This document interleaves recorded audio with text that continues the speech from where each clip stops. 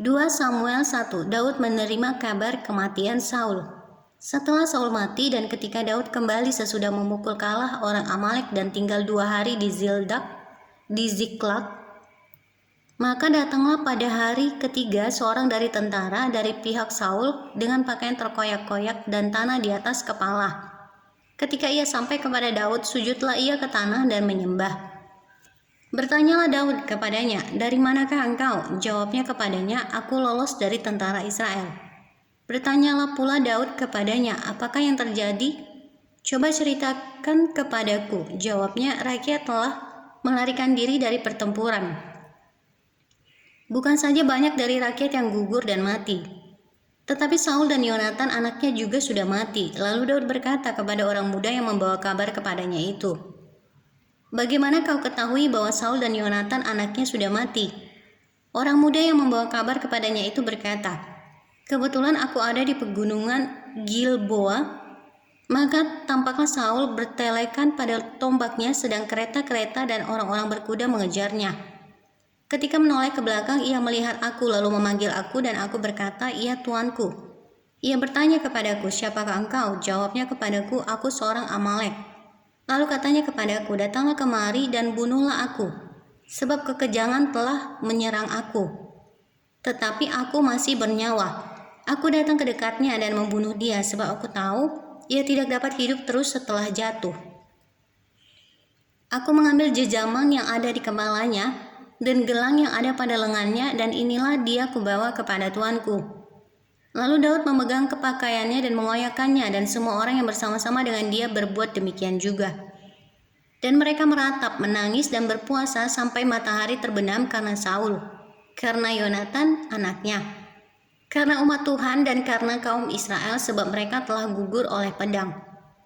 Kemudian bertanyalah Daud kepada orang muda yang membawa kabar itu kepadanya, "Asalmu dari mana?" Jawabnya, "Aku ini anak perantau orang Amalek." Kemudian berkatalah Daud kepadanya, "Bagaimana, tidakkah engkau segan mengangkat tanganmu memusnahkan orang-orang yang diurapi Tuhan?" Lalu Daud memanggil salah seorang dari anak buahnya dan berkata, "Kemari, paranglah dia."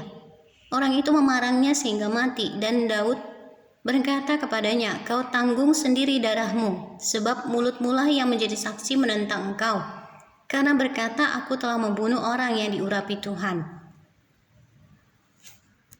Ratapan Daud karena Saul dan Yonatan.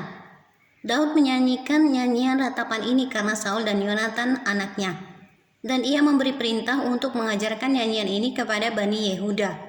Itu ada tertulis dalam kitab orang jujur. "Kepermayanmu, hai Israel, mati terbunuh di bukit-bukitmu. Betapa gugur para pahlawan. Janganlah kabarkan itu di Gad, janganlah beritakan itu di lorong-lorong Askelon, supaya jangan bersukacita anak-anak perempuan orang Filistin, supaya jangan beria-ria anak-anak perempuan orang-orang yang tidak bersunat. Hai gunung-gunung di Gilboa, jangan ada embun, jangan ada hujan di atas kamu, hai padang-padang pembawa kematian. Sebab di sanalah perisai para pahlawan dilumuri, perisai Saul yang tidak diurapi dengan minyak.